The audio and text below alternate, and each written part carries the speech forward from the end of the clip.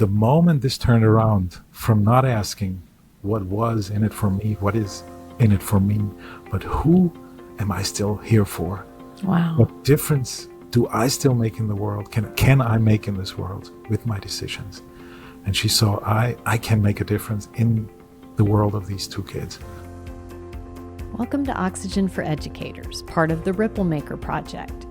I'm one of your hosts, Michelle Kinder, and you'll meet Chris Kent Phelps in just a bit.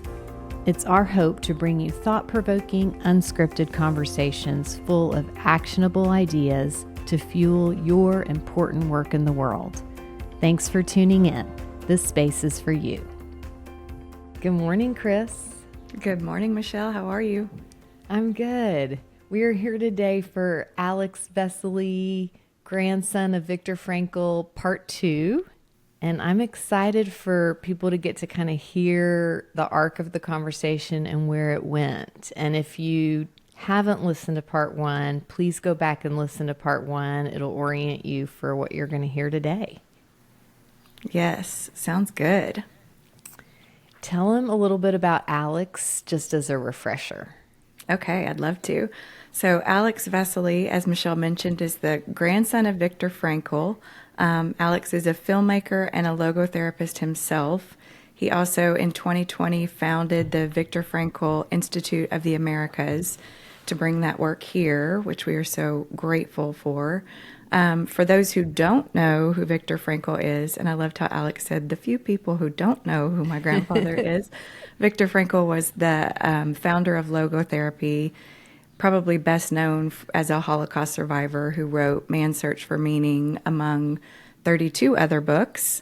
So it was just a real gift to have Alex on the podcast. And we learned in this part of the podcast that he's a new dad and the husband of an educator as well. Great. Well, let's dive in. Let's do it.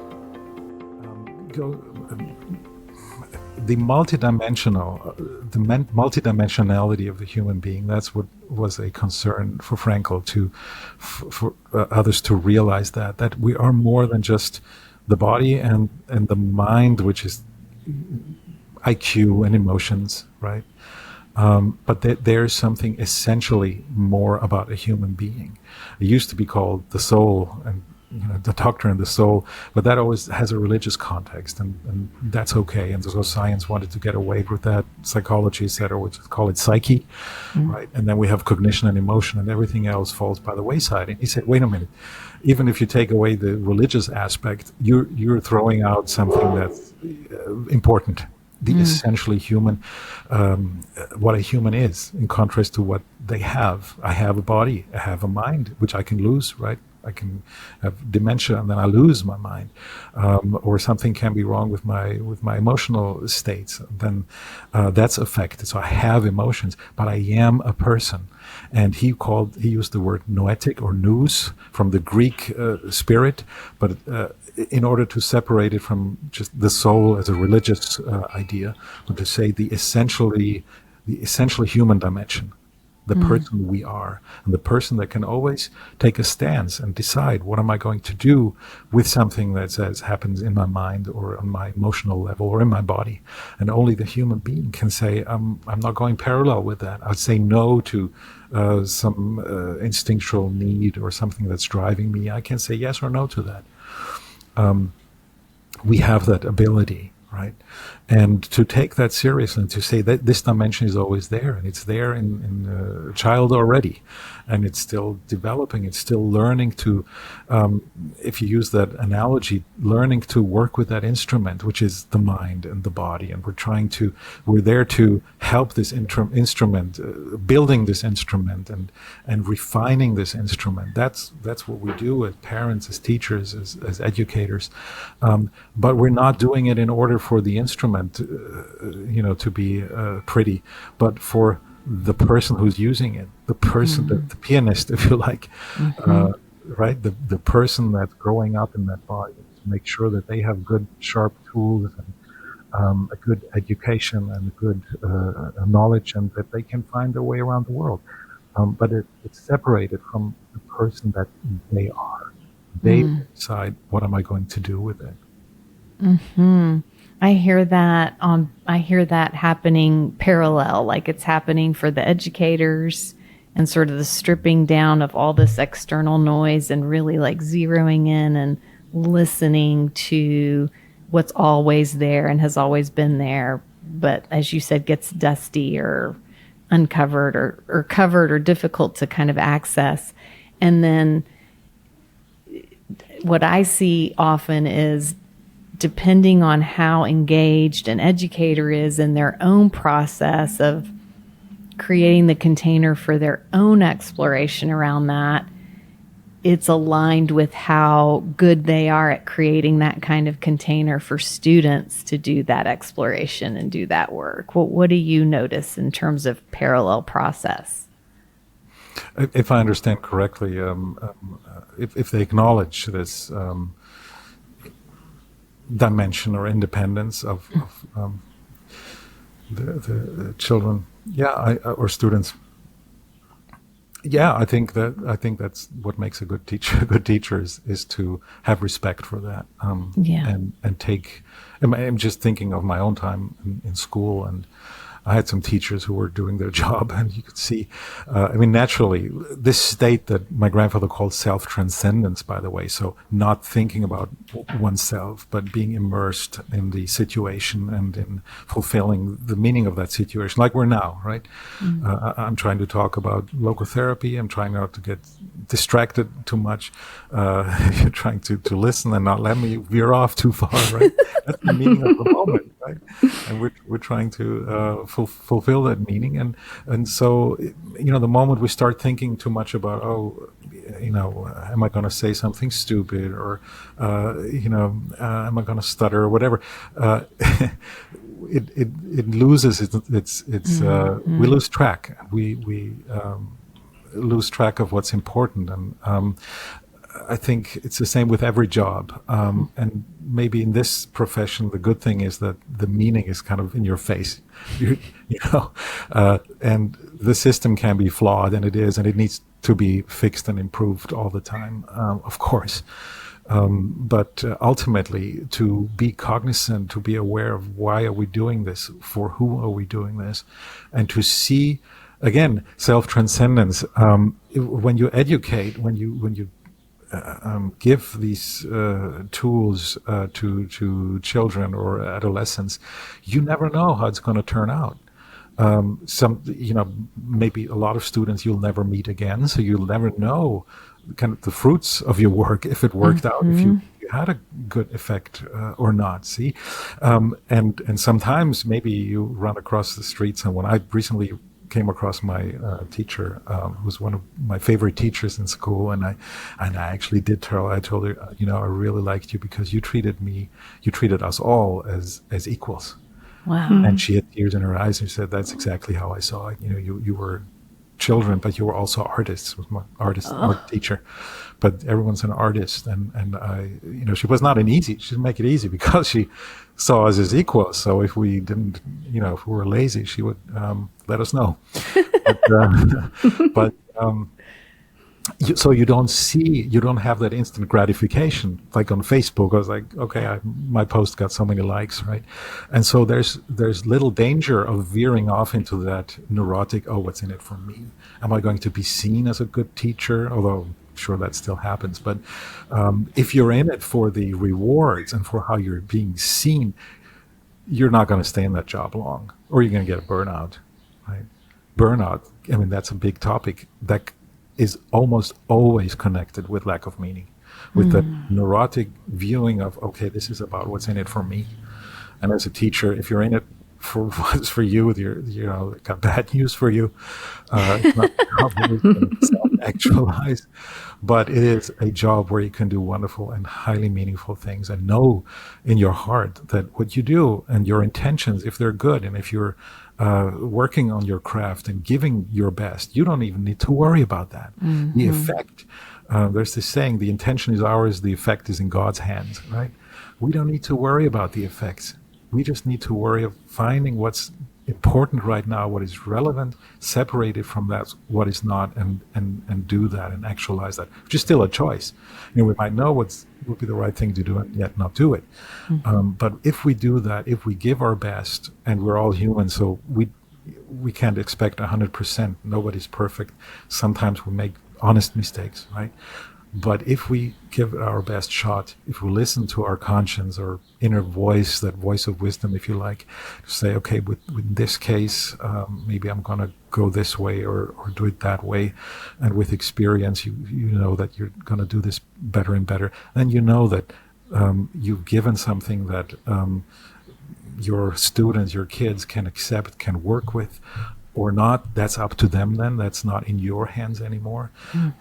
But you can sleep well, and one day you can look back on your career and say, I gave it my best, and I know, and you know that probably it's very likely that a few, maybe one, or a few, or maybe many lives have been influenced in a positive way by what you did. I mean, just hearing you talk, like I'm having a different internal experience than I was having an hour ago. Just sort of like reorienting, yes, it's a huge compliment, also a huge urging to everyone listening to really pay attention to like what happens in your inner state when you orient toward meaning. And you orient toward what am I to do in the world, and how do I listen to that? I can't remember who writes about like all the treble in the world, and treble like a treble note, and then a bass note. And how do you listen for the bass note and follow? Like that. Yeah, I really like that too. I wish I could give proper credit. I can't remember where I heard it. I can tell you it's not original. But that, like, I feel like in 2025 in the United States, if you're an educator, there's so much noise, and it is causing a ton of burnout and a ton of heartache and heartbreak and all the things. So just listening to you today, I feel myself like pulling up into that bass note territory that feels, clear and like exciting, even the hard stuff, exciting. And I'm just hoping that is the experience on the other end of the line for folks listening to the podcast. Are you feeling something similar, Chris? Like what's coming up for you? Yeah, 100%. It's just a good reinforcer. It's all a good reinforcer. Yeah, and it's North Star, right? I mean, it's a North Star at a time when everyone's trying to tell you who you are, what to think, what's important, all the things. That's actually a good way to put it, the North Star, because you have burnout, and the demands are excruciating. They're overwhelming. But the good thing, or maybe that's the hopeful thing, meaning is never overtaxing you. It's never expecting too little, and it's not expecting too much of you. If it is expecting too much of you, and if you are losing your strength or your mind because it's too much, then you're taking damage. And then you cannot serve that meaning anymore as well as you did. So if you think of it logically, meaning cannot demand too much of you. It cannot overwhelm you and ask more of you than you can give without damaging yourself, because otherwise it would turn anti-meaningful. It would no longer be meaningful that instant that it demands too much of you. Also, it would turn meaningless in the moment it demands too little of you, which again, that can be a problem too, but not so much with educators. So let's stick with the overwhelmed. If you're constantly overwhelmed, it's a good idea to check why that is the case. Are you taking on too much of meaningful possibilities, too many, and thereby damaging yourself and burning yourself up? And then you'll end up not being able to serve any of these meanings. So you have to stop that and start selecting and start, even finding other solutions of maybe delegating or whatever, or it is just so much to you because it's overwhelming you because it's not really your thing. It's, you're not really meant to be in that seat on the bus. Another analogy, right? You're sitting in a long seat, and then it's time to think about getting another job or getting into another position in the system. I mean, what's the system? The system is all of us. Everyone, every educator is a part of the system. So, yes, the system can be flawed, but if you're in that system, it's also your choices that ultimately matter. Are you supporting this? Are you letting the system continue? And if you see that it's flawed, then you already know how it could be done better. So you already have some meaning there, saying, okay, am I going to fix it? Am I going to fix it? Or I'm going to leave it because it's, I can't fix it, right? So all these decisions, all these different ways we respond, and again, responsibility. So what the system's like is a responsibility in part of everyone who's part of that system. So it's not always pleasant if you go to a logotherapist. You might actually become aware of, okay, there's more responsibility than maybe I want to have. But a good example is doctors too, right? Emergency responders. They have to get up in the middle of the night and go to a scene of emergency, and that's not always pretty. And sometimes they can save a life, and sometimes they can't, right? And so if someone really wants to do that and knows that that's the meaning that they want to serve in their lives, they will not end up in a burnout, although it can be frustrating although intentions don't always have the effect we want. So there might be a lot of times that they come too late and there's nothing they can do. Well, does it render their attempt to save a life meaningless? It doesn't. The intention itself does not become meaningless, and they'll get up the next time and they'll do the same thing over again. And so if it's too much, if you're burning up, if you have the feeling that you're going getting depressed, then it's time to have a look, to take a step back and say, is this still meaningful? Am I in the right place? Am I serving the right meaningful tasks, or could it be done by someone else and better? Is it time to move on? Different position, different responsibilities. Elizabeth Lucas, the most prominent student of my grandfather's, once compared this with I think the beautiful image of a giant conveyor belt running through the world, right? So everyone is next to that conveyor belt, and there are letters on this conveyor belt which represent meaningful tasks, meaningful possibilities. And each letter has a name written on it, right? And so you have to find the letters and pick out the letters that are addressed to you and not somebody else. And some people, they're so revved up and they'll open every letter and try to answer every letter, and they will become overwhelmed. And others take the wrong letters that are not really addressed to them, and then it's not right. They're not in serving their purpose. They haven't found their meaning. They're doing something that they think, maybe because others expected of them, or somehow they were coerced into a career, or just, which is still a decision to say, I let somebody decide what I'm going to do with my life. Especially with young people, again, it's very important to avoid that mistake. But ultimately, it's even their responsibility if they say, well, my parents told me do this or that, and I just went along with it. Right? And then maybe 20 years later, they blame their parents, right? But the responsibility in part is by them, because you'll always find examples of people who had parents said, you have to do this, and they said, no, I'm not. Yeah. So the freedom is always there, and the freedom can be something wonderful. That's how my grandfather put it.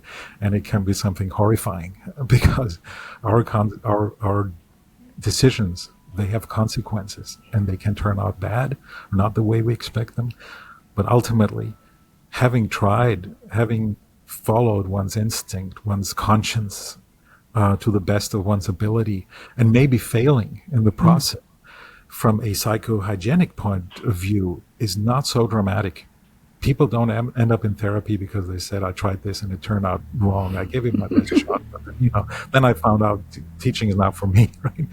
That's not so bad. Much worse is the what if, or the attempt to say, oh, it wasn't really my decision, it wasn't really my responsibility, knowing full well that, yeah, I was responsible because I let something happen, I let someone else decide, and I went along with it because maybe I wanted to avoid confrontation or something. And we know in our hearts what we are responsible for and how we could have done things differently. But again, that's not a reason to give up, because even that can be a learning experience from which we then seek new meaning and remodel our lives and choose a path that we wouldn't have chosen if we hadn't had this experience of doing something wrong. Mm-hmm. I hear you urging us to think about alignment, and sometimes we can get in alignment by changing our view or our focus, and sometimes we have to change our situation. Like, I imagine there'll be people hearing this that are like, oh, I can just tilt toward meaning and that will change my experience day to day and I won't feel so burnt out. And other people... And it will improve your life more than, I don't know, the bigger paycheck or the award. The system is also kind of built in a way that people who do their jobs and do them well are suddenly in positions where they didn't want to end up, and where they're not doing the meaningful work, but maybe they're in the administration or organizing, and which is not their forte.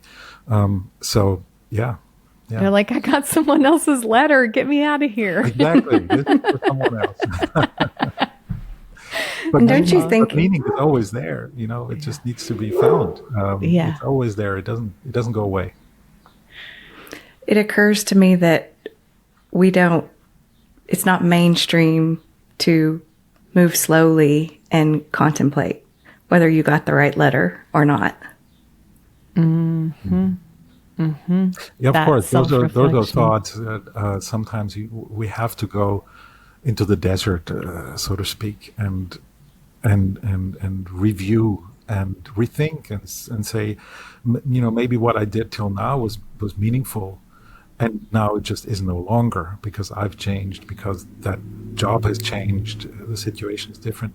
Meaning changes from hour to hour, from person to person.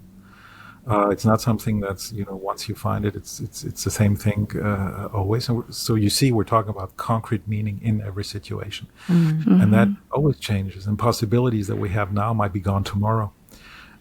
So that also makes it urgent to say, okay, this opportunity is here now.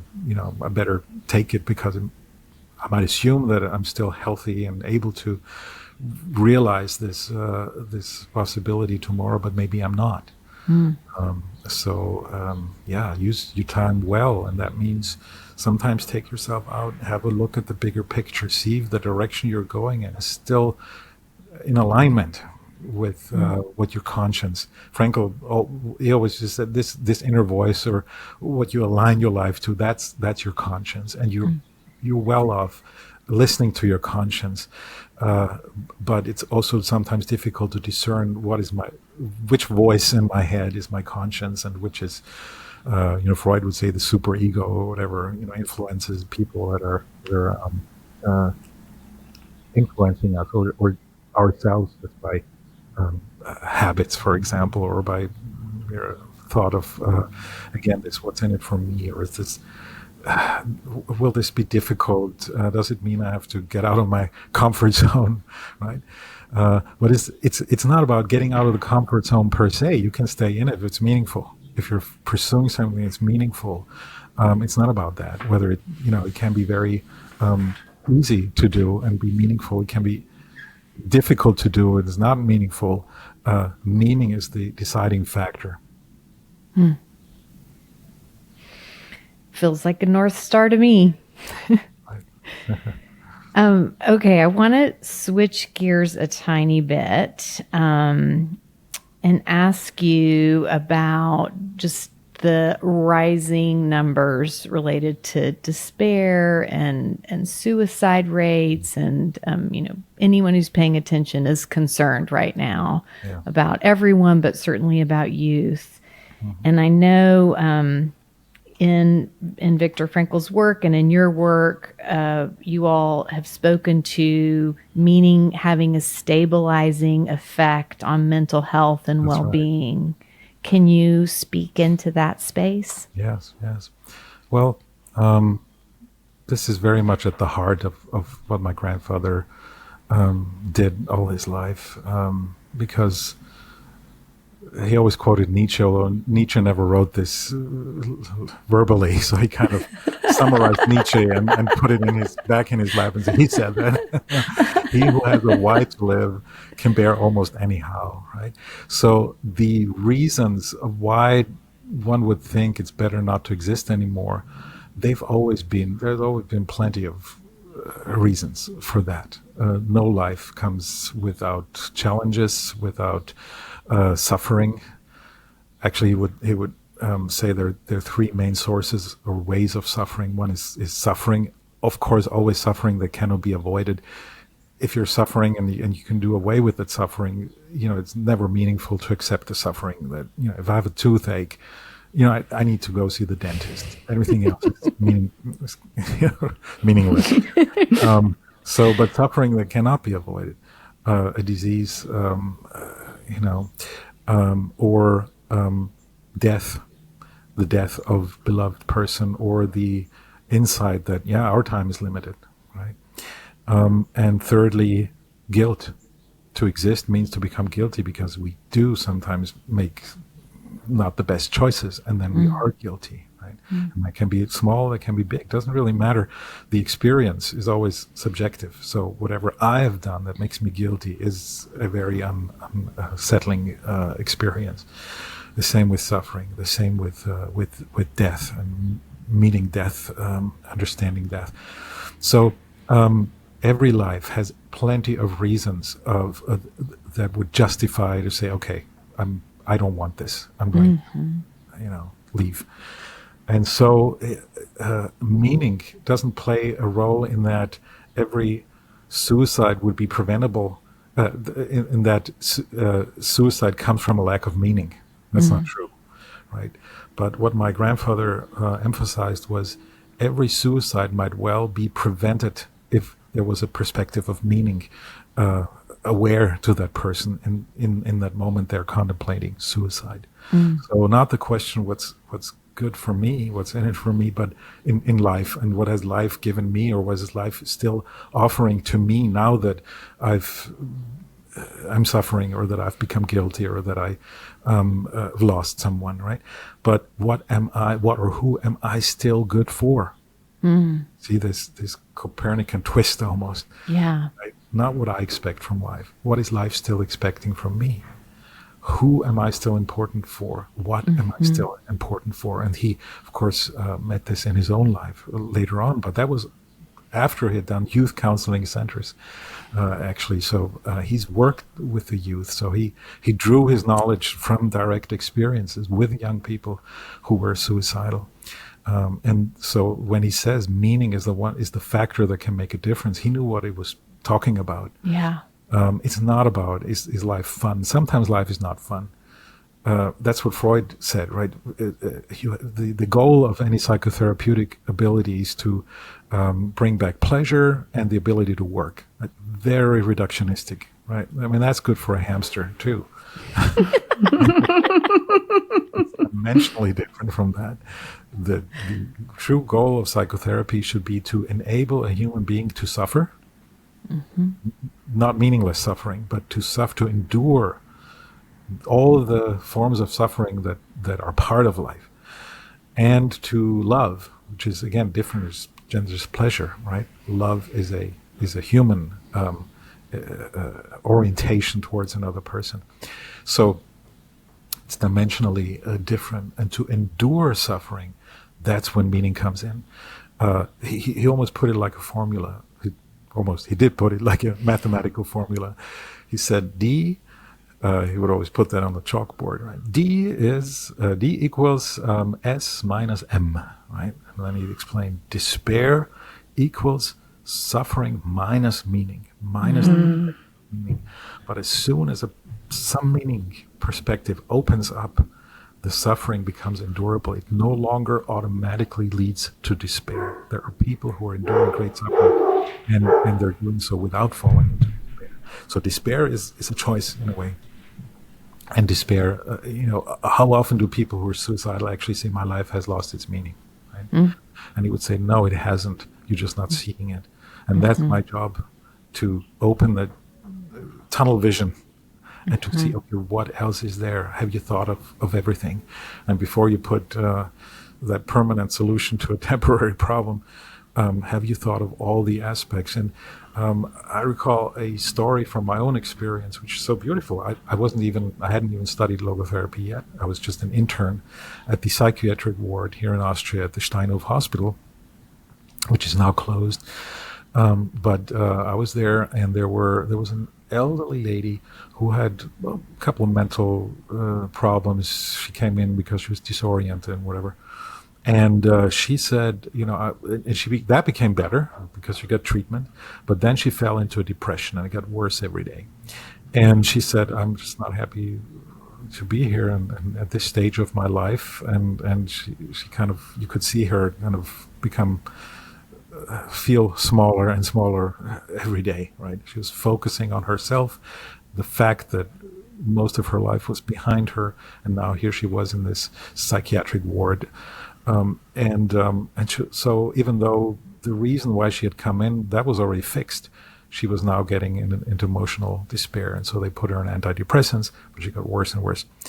And so one day, after a talk with some doctor, she said to me, the intern, she said, I think I'm going to kill myself tonight. And that was on a Friday. So I just intuitively responded, okay, I kind of, I'll walk you back to your room, and I started a conversation. And I looked at that room and I said, can I take a look around? She said, yeah. There were not a lot of things, but I was looking for something to hold on to. And there was a book of pictures right on her desk. And I said, can I have a look? She said, yeah, sure. And so I looked, and first picture was a man, and I said, who's that? Oh, that's my husband. And then she started telling me how disappointed she was in her husband, and the marriage hadn't been really good or whatever. It's all negative. Then I see some pictures with a younger person. I said, yeah, that's my son, but he never calls. He's all negative, right? And then I saw another picture, twin girls, and I said, what about them? They're the grandkids. What about them? Is that everything bad there too? No, they turn out pretty well. So here was something, And so I just asked her plainly. I said, so, you can kill yourself tonight. There's nothing I can do because I won't be around. So if you really want to do that, no one can stop you. But tell me, how would they react if they find out their grandmother is no more and she's taken her life? Would that make their lives better? And she said, no. I said, well, would they be happy or sad? Well, they would be sad. And then I asked her, can anybody replace their grandmother? No. And then I asked, do you think they care that their grandmother maybe forgot what she had for breakfast, or, what she did yesterday because she's getting up there in her years and her mind isn't working that well anymore? She said, no, they don't care about that. That was a Friday evening. And I returned on Monday morning, and there was a lady sitting in the hallway with a big smile. And at first I didn't recognize who that was. And it was her, but I'd never seen her smile. Wow. And she was sitting with her stuff packed, with her belongings. And I said, what's happening? And she said, well, they're sending me home. And she actually said, that conversation that we had, that was the reason. A normal conversation about things. All the other conversations she's had were basically dismissing. They said, wait till the antidepressants work. She was cut off. She was treated as a depression. They didn't see the human being behind that. The human being who is struggling. In that case, it was an existential struggle. And my grandfather called this a noogenic depression, which means a depression that is fundamentally different than, say, one that's coming from has genetic factors, where usually there's some uncle or family member that killed themselves, and then okay, there's something, the chemical imbalance in the brain, right? There you need to work with antidepressants, no question. Or a reactive depression, something, a maladjustment to a new situation in life, right, which sometimes happens. So that would be psychogenic, that would be in the psyche. And then, of course, you need to do psychotherapy. Maybe you help with antidepressants too, but you can tackle it on that level. But then there's the noetic dimension. Then there's the existential level. She was suffering from existential despair. She was making a life review, and it was negative. What was in it for me? Not too much left. And now here I am. Why not cut it short, right? But the moment this turned around from not asking what was in it for me, what is in it for me, but who am I still here for? Wow. What difference do I still make in the world? Can I make in this world with my decisions? And she saw I can make a difference in the world of these two kids. And that, incredible. Total shift. What is mine to do? Self-transcendence. She forgot about her own troubles. She could leave that aside for a moment and say, no, I want to be here for the kids. And for that purpose, for that meaning, I'm willing to make a sacrifice. And that is, it's not easy to be old, right? It's not fun. But the question of why, for who or for what do I make this sacrifice, and be that sacrifice of living on? And that, of course, is so much meaning in that. In that, even just showing her kids, you can be old, and maybe you're not happy with a lot of things, aspects of your life, but still you can carry that, and you can carry that bravely. You can, be an example, or turn things, live differently now that you have that insight. So that's what my grandfather meant with saying the possibility, meaning never goes away till we draw our last breath. There are meaningful opportunities, possibilities. Even if you're lying in bed, there's still time. You can hate or you can forgive. He always quoted Leo Tolstoy's The Death of Ivan Ilyich, right? Who in his last moments of his life looks back at his life and says, I wasted it. But then he sees, by accepting my death now and by the way I die, I can still leave something good for my wife and my child, and make a difference in their lives. That's all possible. That's what we humans can do. And it's those examples that kind of become the lighthouses which we can orient ourselves from and learn from and draw from that and emulate and try to learn something from our own lives. Can I ask an action-oriented question right now, which is where I get my meaning? So obviously, logotherapy is a direct solution for the suicide situation that Michelle originated the question from. Is that part of why you started the Viktor Frankl Institute of the Americas? And because you're doing trainings through that, correct? So is the point of that to make logotherapy mainstream? Well, to make it mainstream or not, to make it easier for people to find who want to find it, and for people to know that it's there, and to learn and to pass it on. That's really the main concern. It was my grandfather's concern. It's my concern. So he always joked, and he said, the good thing is logotherapy will never be out of fashion because it was never in fashion. That's really true. There's a timeless quality to it. He asked those questions that are fundamentally, universally true about human existence. So they won't, even if all the logotherapists were to disappear now, you would still be able to pick up his books in some university library and take that knowledge from there and apply it.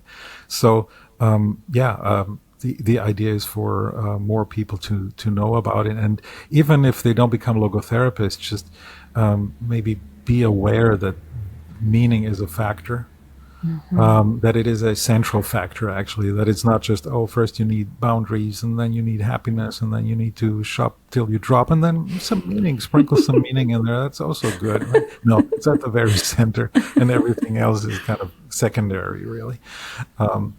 And or even understand the concept of meaning not being, because nowadays you actually do hear a lot about meaning, but most of the time it's, you just said it yourself, the meaning for me. So this is not a critique, but this kind of idea, oh, meaning is whatever I feel is meaningful. Well, if you follow that logic, you're running up against a wall pretty soon, because you could justify anything. You said, well, Hitler thought genocide is a very meaningful thing to do, so that was his meaning, so he did it, so great, that makes it meaningful. No, meaning is an objective quality. It's not just what we feel is meaningful, which again is also hopeful. If you don't feel what you're doing is meaningful, it can be highly meaningful. It's independent of what you feel. Meaning is either there or it's not. Either what you do is meaningful or it's not. I always take the example of Vincent van Gogh, who I think it's still true that he never sold a single painting all through his life. So there might have been a moment when he asked, maybe I should have taken on another job. Maybe I missed the mark. But would anybody now question the meaningfulness of his life and his work that continues to inspire us all? No. So he didn't feel it was highly meaningful what he did. And again, with educators, right? Sometimes you don't know. You don't know if anything you said to that child or to that student, if anything you did. But then they might remember it in a situation where it becomes useful and it might make a huge difference. We don't know. So meaning is there. My grandfather compared it to a chess game. If you asked, world's best chess player, what's the best move, right? They would laugh and they would say, well, it's certainly not what you just feel is a good move, right? You don't put it there. You don't create it. It's there. It's in the situation, and you have to put in all the factors of what's that game, what's the strategy I have, what's the strategy of the opponent, up to what's the weather like, right? And if you put all these factors into an equation, into a computer, say ChatGPT, right? It will say, well, in this particular situation, this or that is probably with 99% chance the best move in this situation. And it's the same with meaning. So we have to find out what the meaning is in a situation. We don't put it there. We don't decide it's meaningful and then it becomes meaningful. But it's there for us to be found. Objective quality. And that's, again, one of the big differences when a lot of people talk about meaning now, or sense of meaning. And I always say, well, there's a reason the book is not called Man's Search for a Sense of Meaning, because that, again, would kind of reduce it to, oh, if I feel it's meaningful, then everything's good. No, we have to check if it is, and sometimes it is, and sometimes we find out it isn't, and then we have to readjust our course. Yeah, that's just an aside.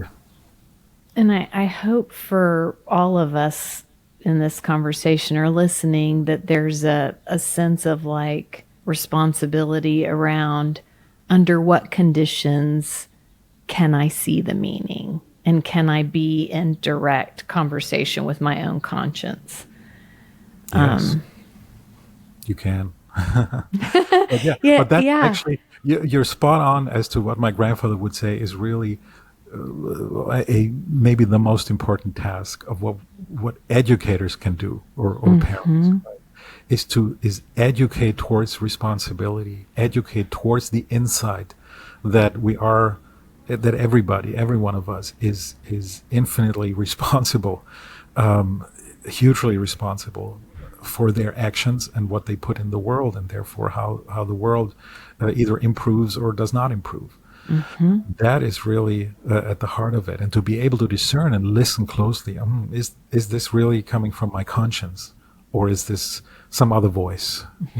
Is this the voice of fear maybe, or the voice of my parents, what you should do according to them? Or is it what is, he would define meaning is what is meant. So it is there, and it only begins where all the other influences no longer have an influence. So to Freud, the super ego, right, would say, oh, that's the conscience is the superego. It's whatever's been implanted there by society or the parents or the father figures or whatever. And I said, no, yeah, those facts, I mean, those influences are there, no doubt, but that's not true conscience. True conscience begins where that influence ends. And that's only there by you can explain that, yeah, some kids will do what their parents say or their teachers say, and some kids won't. And some kids won't. And it's good because they succeed and they find a meaning that they find something that's really more meaningful for them to do than what everybody else thought.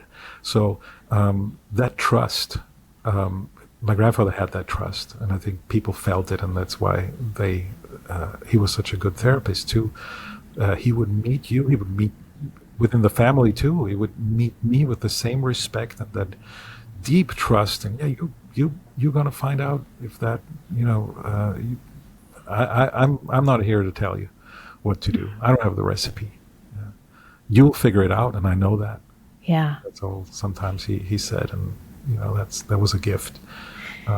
Yeah. I'm glad you said that, though, because I do think there's an aspect of this work that only happens in relationship. Like, there's so much that we can uncover in our own inner world, but there is something about that safe relationship that allows us to trust ourselves, to really connect with meaning and conscience and all the things. Yeah. And teachers very often are that person for young people. Yes. They can be, absolutely, yes. Okay, before we let you go, we would be so remiss if we didn't talk just for a second about your grandmother, Ellie, who we got to know a bit about in your documentary, Viktor and I, which we loved. Thank you for putting that in the world. Oh, thank you, yeah. What caught my attention the most was how she was described as having an abnormal integrity because she just spoke truth. Yes. Period. Can you tell us a little bit about her and that abnormal integrity? Yeah, I mean, she turned 99 this November, and she's been a 99. very active, strong-headed woman all her life, and I think that was necessary to. My grandfather took up a lot of space, but she had that strength and that character. They were equals, not in terms of education, but a keen insight into what's an intuition into what's right and what's not, and saying it like it is, unfiltered. And he enjoyed that. That was one of the things I found out when I did that documentary you mentioned, Viktor and I, where I asked a lot of people who know him as former students and colleagues about him. And I found they were so different in their personalities, completely different countries and cultures and personalities. But one thing they all had in common, if they were in his closer circle, if you consider them friends, they all had this no-nonsense calling him out if he made a mistake, and being interested in the truth and in speaking the truth and in challenging him and not meeting him, which is something that happens, I think, if you're, meeting the professor genius, right? But some people would just become yes men, right? But there are people who don't. And my grandmother she wouldn't take anything that wasn't, they didn't like from him. And even when they worked together, she chose to help him with his work. So he didn't need a secretary. He would have hired one, but she took that on, although she never planned that in her early life. But she volunteered and she made that choice. And she could do stenography, so she would take notes in the beginning. Then it was tape machines, but in the beginning, she can still do that. And she sat there and she would take notes and he would dictate an idea. And sometimes she told him she'd throw the pencil and he said, I'm not going to write this because nobody will understand this. And he would listen to her and he would say, okay, all right. Try again, buddy. Try again. Try harder. And so they were equals. They were known as the Siamese twins by some of their neighbors because they were so in sync. Not necessarily always calm and peaceful, not at all. So, they would butt their heads. But there was just a deep love and respect for each other. And that's how they could do it and do well. Yeah, lots of love. Such a wonderful legacy, I imagine, for you to have seen that and I'm grateful that experienced I still got to know him for 23 years of my life. Wow. And the fact that I'm now 50 years old and my grandmother's still around and she's still telling me stories. She won't remember what she had, for breakfast, but she will, or what she asked 5 minutes ago. But she'll come up with stories from the 40s and 50s that I've never heard. She remembers so well, and it's still a source of inspiration and just entertainment because she's funny as hell too. What do you call her? What's her grandmother name for you? Omama. Oma. Omama. Omama. Omama is a little bit more rare. Most people here in Austria call Oma or Opa. And for some reason in our family, my grandfather was Opapa and she's Omama. Omama. Oh, I love it. Love it. Is there anything that you would want to share as we're closing out that you have access to as Viktor Frankl's grandson that you think would serve all of us, that we could never know just by reading about his work? Oh, now you're putting me on the spot. There's so much. There's so much. There's so much to draw from, but he would say, don't. Again, he wouldn't give me any recipes. I've often been asked, so what was the thing that he told you that maybe is not in his books? And I thought hard when I first got this. It's like, I can't remember anything. And then I realized, that was because he didn't give me anything. There was no recipe. And he knew that. He didn't want to impose. And I remember one conversation where I just told him about some thoughts that I had, and it was about whether or not I believe in God or not. And for some reason that the discussion went there. And I was wondering what he's going to say, and he just said, "Oh, well, I believe you," with a total acceptance of whatever decision I had made on that, or whatever I found out, whether I believe or not, and if so, what do I believe in or not. Complete acceptance and knowing that this was for me to figure out and to find and to live by if I decided to. And he had no intention of intervening, but he would also value at the same time that I was having these thoughts and that I was going there and exploring and encouraging. It was in his voice I could hear the encouragement, kind of a respectful "I believe you," and I think it's beautiful that you've matured to a point where you ask these questions, and good luck with that. And that gave me so much more than anything he could have said. From his, I'm sure there are a lot of things he could have said that would have been interesting, but I think none of them would have given me what he had given me by just listening and saying, "I believe you," in the way he did that. And I think sometimes that's really the best thing you can give to another person, is to value that and to be there and help them understand that what they're going through is good, is important, and that you're there, and that they're on the right track if they don't shy away from asking these questions.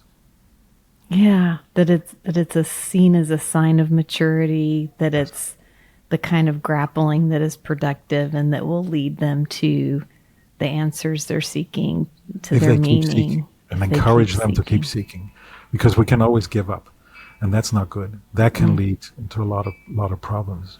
That's the despair piece. Yes. Chris, thoughts as we close out? It was just remarkable. Thank you so much for your time. Truly, thank you. What an honor. This is incredible to get to spend this time and share your wisdom and your work with folks. And thank you. I thank you. Thanks for the invitation. How old is your baby? You've new baby, right? Yes. Did I understand that correctly? Yes, David is now 6 months and a couple wow. weeks. Oh, Is that your first? Yes. Oh, wow. Congratulations. So nice. Thank you. Enjoy every minute. It really is. It's awesome. Well, thank you, Alex. Thank you for doing a late for you time and just for being willing to talk with us. My pleasure. Thanks so much. Great questions, great conversation. Thank you. Loved Take it. good care. You too. Chris, what jumped out for you from that second conversation or the second part of our conversation with Alex? So many things, and I'm going to try really hard in this conversation not to focus so much on what I learned, which was so much, but also what is applicable to our listeners, which is going to be hard to do. So keep me on course if I veer off. But one of the most interesting things for me was when he talked about the concept of understanding yourself as your noetic essence and your mind and body as the instruments, so that we're the pianist and our mind and body is the piano. That's a very different framework to think through. Mm-hmm. Yeah, I love this language. I've just been thinking about that a lot. Tell me, as you're thinking about it, what is it opening up for you or shifting for you? His words allowed the concept of spirit, mind, and body to actually mean something to me. Like not just be a concept, but be something that all day long, every day, I can think about that. And when all of a sudden I become my mind, which is my personal tendency, I realize I'm off. The correct conductor is not conducting the show, because my mind is just an instrument. I've decided I know who I am and what I stand for, what I want my life to stand for. So not letting myself get caught in that mental hamster wheel, it offers peace, a lot of peace. I think there's more overlap than you think about what grabbed you and what will also apply and grab the listener. So I hope you feel unleashed to speak on whatever you want, because that was so perfectly put and it landed for me, and I think it'll land for other people. Just to kind of highlight, underscore your point, the very first thing I wrote down too was his quote, "I have a body, I have a mind, I have emotions, but I am a person or soul," or, whatever that essential dimension. I think some people say self with a capital S, higher self, of course, soul, psyche. Like there's so many different ways of framing it, but point being the application that you just talked about. Like who's running the show here? Well, and I'm actually glad you made that point, because if you think about how so many people, specifically educators that we've interviewed, talk about their list and exercise and reading and all of those things, those are things that sharpen the instrument, as he said, right? So the purpose of doing those is so you can use your mind and body for your higher purpose, your meaning, right? So it shifts it all for me. Yeah. It's the, how he talked about how meaning will never give you more or less than you can handle, that if you're feeling overwhelmed by it, then the call to action is do what you need to do to get into the sweet spot where you can actually live in service of it or take action around it. And if you're feeling understimulated, then you either have to kind of like push yourself to get clearer or closer, or you picked up someone else's letter. And I'm mixing a bunch of takeaways in one comment, but that really landed for me. It's sort of the way that doing things that help us feel centered and grounded and clear-headed so that we can live in service of our meaning. That is such a more resonant sell for people like educators who are giving their whole lives to something that is so meaningful than some of the traditional narratives around self-care. The other thing I thought about as it relates to meaning can't overtax you. I think he said at one point, if it is, and you know you're operating in your meaning, you got the right letter, maybe you're taking on too many meaningful things. And that made me think that could be a lot of our educator friends who by nature are operating in meaning. So are they taking on too many? And it made me think of, I think I've told you this story before, but years ago, I was in my 20s, and I had this big idea to have a local businessman write a column for a magazine I was publishing.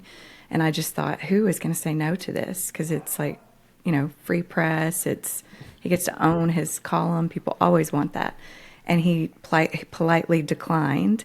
And he said, I keep 5 things on my list each year.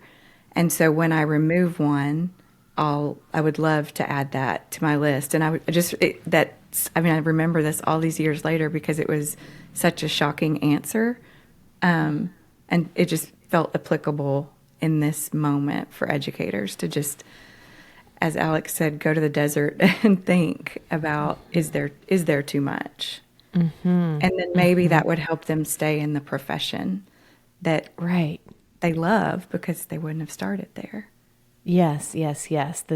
That sort of like choice point of like, am I overwhelmed because I'm living in service of my meaning, but I'm taking on too much?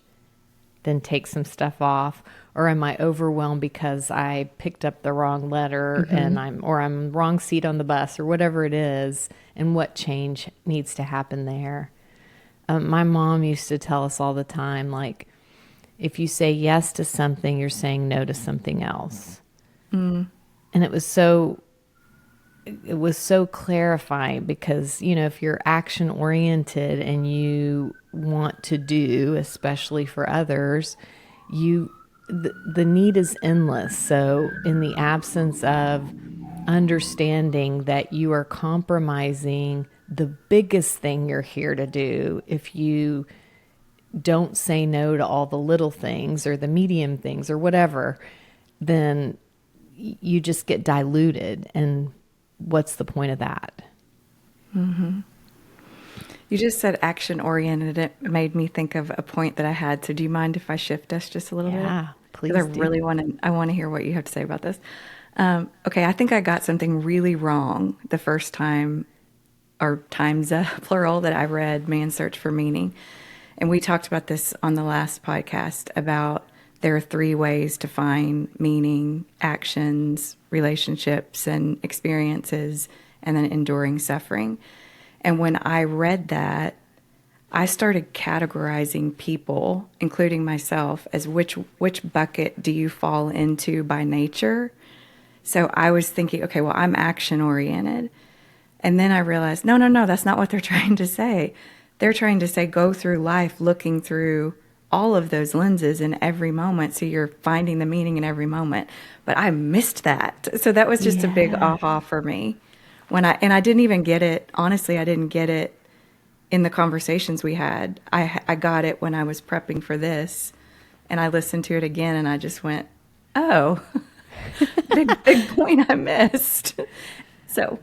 Oh, I love that. And it coincides. I forget how he said it exactly. Let me see if I can find it in my notes. Oh yeah. Meaning changes hour to hour, person to person. And connected to that, he said, possibilities we have now may be gone tomorrow, which is what creates the urgency. So yeah, it's that fluid, like we can find meaning in all those 3 ways. Moment to moment, it might change. And there is a sense of urgency because the windows open and close, and we don't know, what all will affect that happening. Which reinforces just be present in the moment, right? And see what is life expecting of you right then. Right.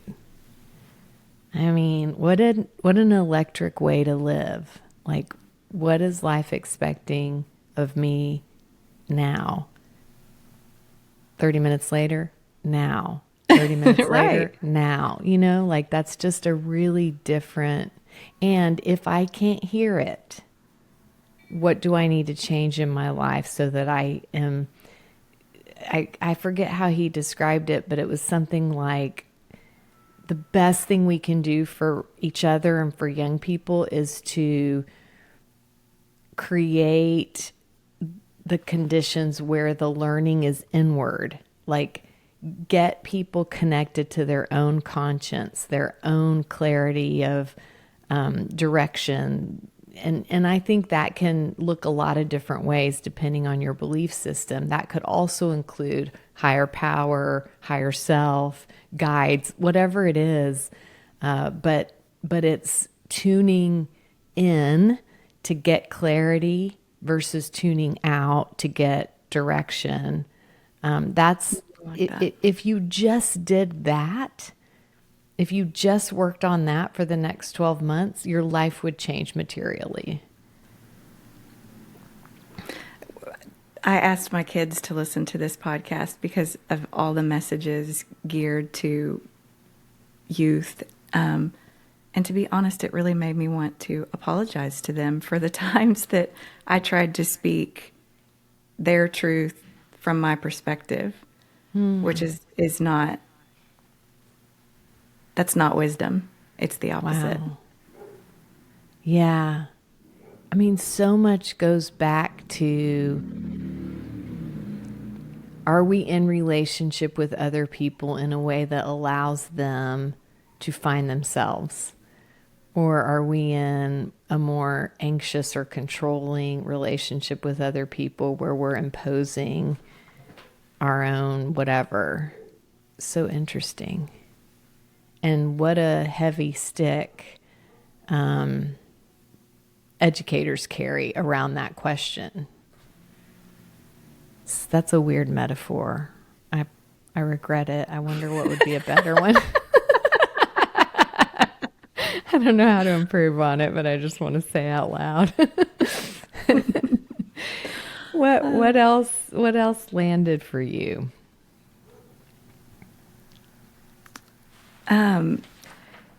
I was really interested in the idea, if I processed it accurately, that educators not getting that immediate feedback from kids, which we've talked a lot about, like they might run into someone at a restaurant or a gas station down the road, but they might not, that is actually could be viewed as a benefit instead of a drawback, because you don't go down the what's in it for me road, which is human nature. I thought that was just a really interesting thing to think about. Same here, kind of like pulling you out of that instant gratification, train to nowhere, and just like clear about your intention, knowing that you don't have a ton of control on the ultimate outcome and or whether or not you'll ever know it. Yeah, I thought that was a really interesting shift as well, like just finding real peace and clarity in how you show up every day, knowing you may not get the feedback, the ultimate feedback on that. The feedback or the outcome, right? Mm-hmm. Because it's the educator can just show up and do the work to the best of his or her ability, and that is the responsibility. That's it. You can't control that. We can't control whether we get millions of podcast listeners, right? Like we can do things to try, but we know we're showing up and trying to do something helpful for others. So it's meaningful and fun. And I do think, like I loved when he talked about self-transcendence. And of course, the nerdy accounting brain of mine starts like making a list of when are places and times that like I feel that or experience that, I guess. Every time you say that, it takes me back because you are just so not a stereotypical accountant. It's just really hard for me to remember that that's well, I didn't listen to my mother, because my mother was saying to me questions like, what do you want your life to stand for? She was encouraging me to go and explore. And I mean, she was the mom I'd love to be. And, but I didn't listen. I just already made up my mind and dug in my heels and had a plan. P.S. You are that mom, but that's probably for another conversation. But I experience you as that mom and that friend and that person in the world, just so you know. Well, thank you. What else is on your list? Oh, yeah, here we go. Can we talk about this? I really like how he went to the goal of therapy, but I actually think it's just the goal of living is to learn how to suffer and how to love. And he in the interview and also in all the writings, it's very clear they're not saying suffer for suffering's sake. Like if you're suffering and you can do something about it, do it. Obviously, get yourself out of suffering. But in those circumstances where you can't do anything about it, like grief or guilt, he talked about guilt being on that list, which I thought was really interesting. What is your relationship to that? And can you navigate it? And then same with love. I just think like, wow, okay, that feels very North Star too. Just like that's the work of, that's my work here, is to learn how to suffer and how to love. I just found that grounding. Very much so. Mm-hmm. Very much so. And I mean, if you just think about examples of people in all of our lives who have endured suffering almost with a joyful heart, it's so purposeful for everybody around them. I mean, we are sitting here talking about man's search for meaning and all of that work. Yeah. My mom had a tremendous amount of loss in her life, buried 3 children. Her dad died when she was 16. Like, just a lot of loss, to the point where most people, when they talked about her, the point they made was the juxtaposition of her life experiences and her grace and humor and lightness. And so I thought a lot about her when we were talking to Alex and when I was re-listening, and just, she didn't have this frame. It was very intuitive for her, probably very spiritual for her, but 100% she was thinking about what she had to offer life, and that gave her lightness of spirit, even though she had suffered a great deal. So I find this is such a weird thing to share, but it's super interesting too. She had a tear duct in her, like right at like the lower part of her neck, that would cry. Like, oh, wow. Yeah. And we would always make, it was kind of a joke in our family. Hey, Mom, you're crying.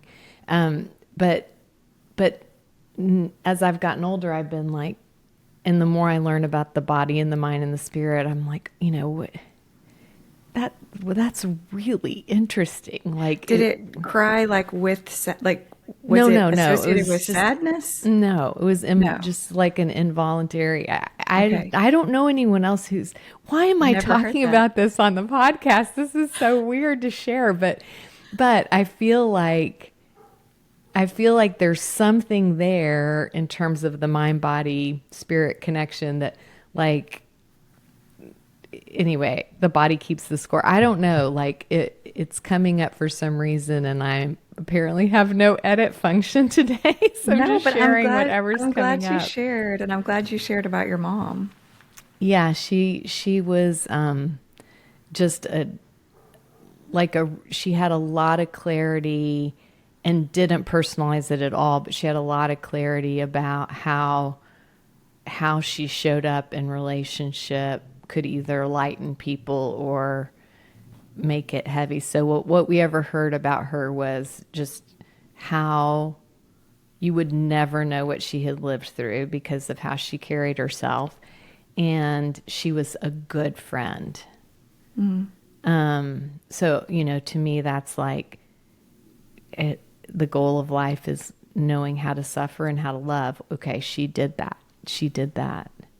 And not unlike Viktor Frankl and Ellie, my dad was larger than life, literally 7 feet, very gregarious, like just big personality. And so if you talk to people about them as a couple, often the stories about him, you hear more, but there was so much going on in my mom and in how she showed up and in what she gave the world. And I love that that's also true about Alex's grandparents.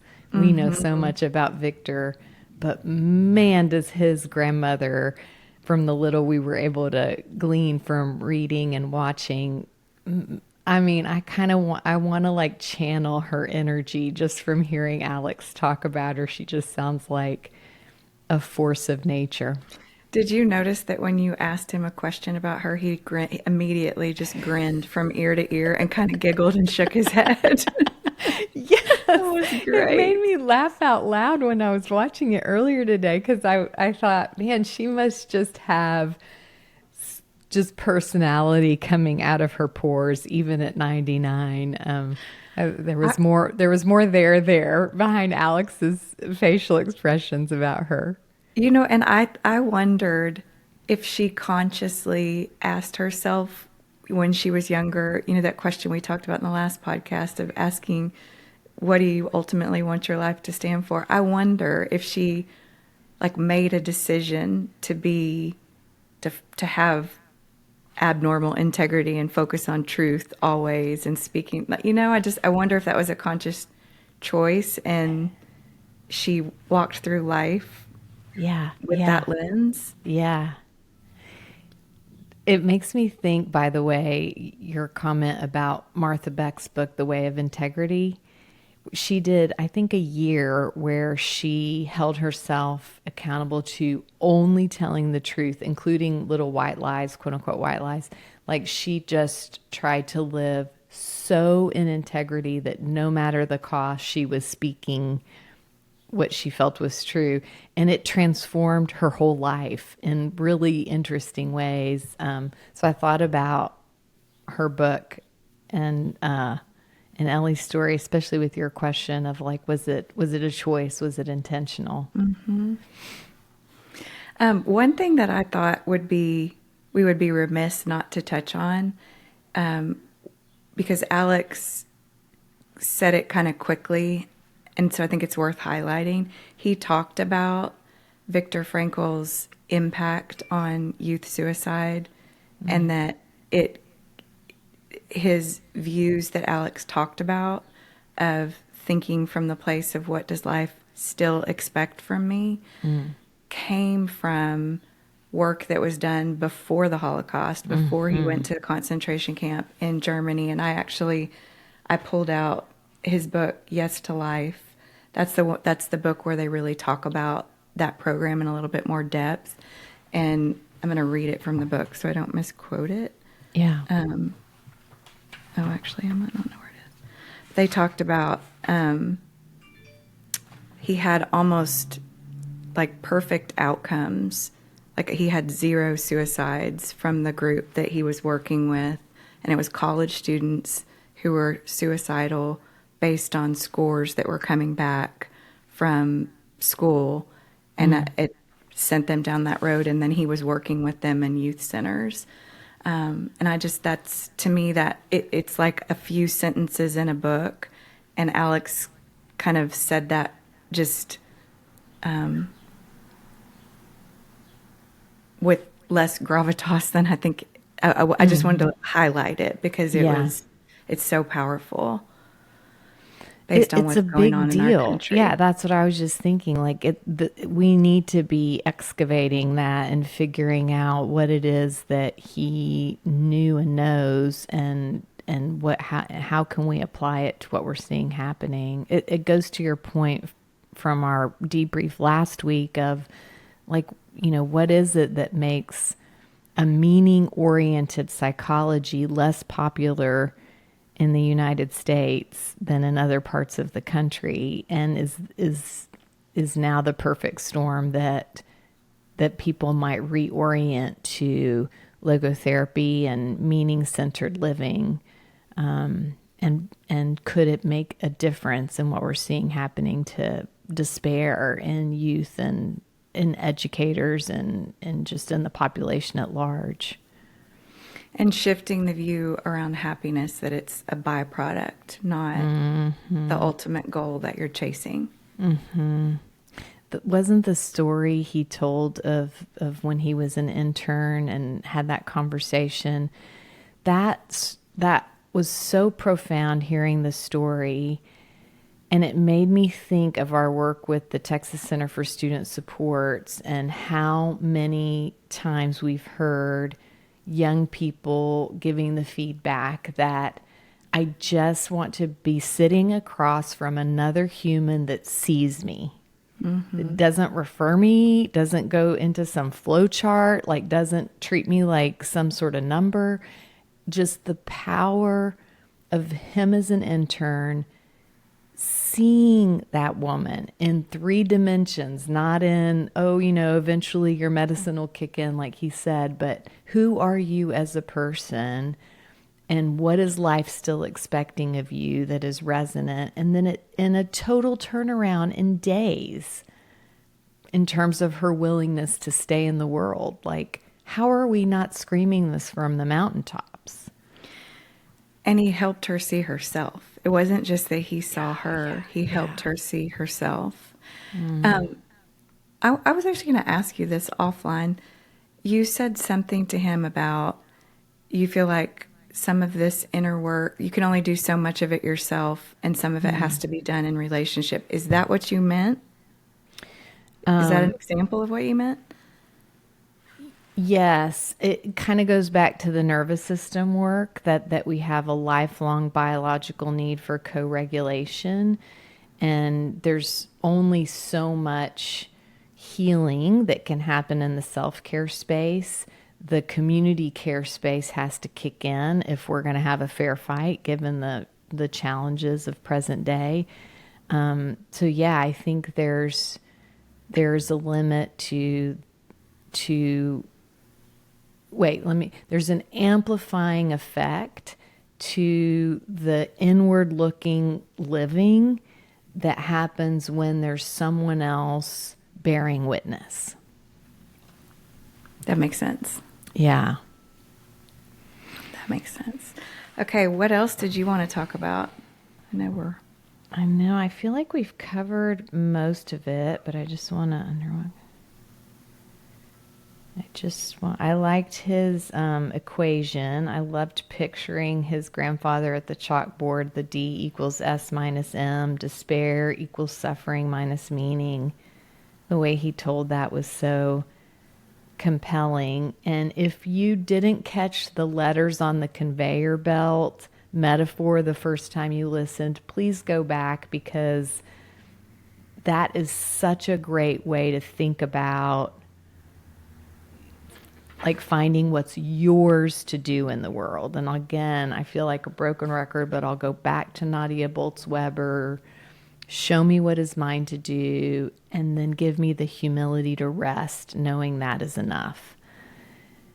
What is your letter on the conveyor belt? If you picked up someone else's letter, that could be why you are feeling overwhelmed, exhausted, under-resourced, all the things. Or maybe you picked up your letter, but you need to tweak the conditions under which you're relating to that letter, or take some things off your plate so you can focus on your main thing or things. Like, I just think that's such a compelling way to get into relationship with your inner world and sort of tap into that sweet spot of stimulated and stressed enough that you are responding to the true sense of urgency as windows open and close, but not so overwhelmed and overextended that you can't live in service of whatever meaning you're here to do.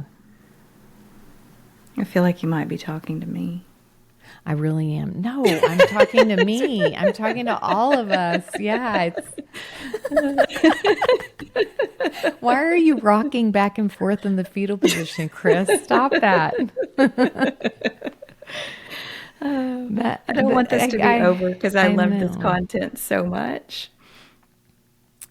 He was such a gift to us personally and hopefully to people who are listening, and hopefully it sends people on some rabbit trails to learn more about logotherapy, about Viktor Frankl, about Alex, about just the possibility of navigating the next years from a meaning orientation, and how much relief that might have to offer people who are listening.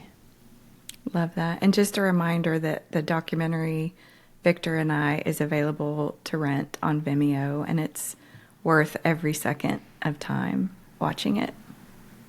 Absolutely. Well, thanks, Chris. Thanks for the breakdown time and for bringing Alex to us. You're the reason we had the privilege of getting to visit with him and talk to him. So thank you for making that happen. You bet. And total dedication to meaning that he said yes and made himself available, late hours when he has a new baby and wife in the other room, like with just joy and complete focus on the conversation. It's a real gift. Leading by example, for sure. Yeah, it was so nice to experience him as so resonant with what he talks about. Like, he felt so integrated and authentic and like the real deal. Would have been really sad if he was a big old jerk. So glad he wasn't. So glad he wasn't. And thanks to Katie again for producing and for helping us get our T's crossed and our I's dotted in all the ways. So, and thanks to all of you for listening. Please share the episodes if you like them, and subscribe, rate, review. We are delighted to be in relationship with you. Thanks for joining us for this episode of Oxygen for Educators. Please like, share, and follow, and if inclined, leave us a 5-star review so that we can keep making content for you. Let us hear from you if you know someone we should interview or a topic we should cover.